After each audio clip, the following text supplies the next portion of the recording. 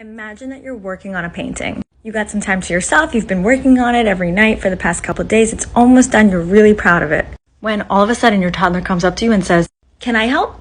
And before you can even think about stopping them, your masterpiece that you just worked so hard on just turned into a big orange blob.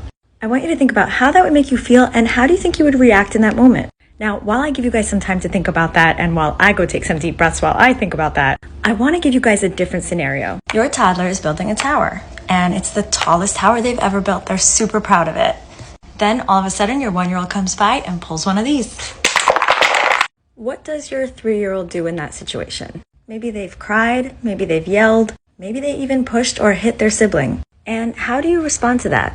Have you said something like, "Hey, he's a little baby, he doesn't understand what he's doing. Just let him play with you." Or something like, "You can always just build a new tower." Why is it that we expect the oldest sibling to always let everything go when it comes to the little sibling? Trying to teach them to not get upset when their things get destroyed because the little one doesn't know what they're doing. Or to just share everything all the time.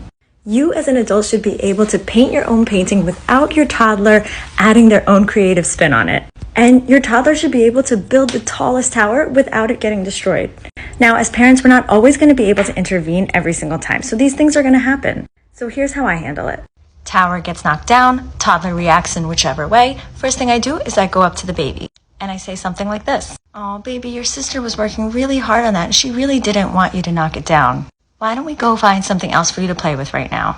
And when she's all done, you guys can maybe knock it down together, or she could just give you your turn to play with them. Now, this is not so much done for the baby, although the baby will learn over time. This is done more so for my toddler, so that she simply sees that I'm acknowledging the situation, acknowledging her feelings, and validating that she should be able to play with the blocks on her own. The next step I take is addressing the behavior that my toddler had in her reaction to the situation. So let's say she shoved or hit her sibling. What I would say is something like this. "Babe, I know you were working really hard on that tower and it must have been really frustrating and upsetting when your brother knocked it down. I would have been upset too. It's okay to be upset and angry in that situation, but it's not okay to hit or shove someone. Next time you're working really hard on something or you just want to play on your own, just ask mommy and daddy and we can find something else for your brother to do. Do you want me to help you rebuild your tower or do you want to build it on your own?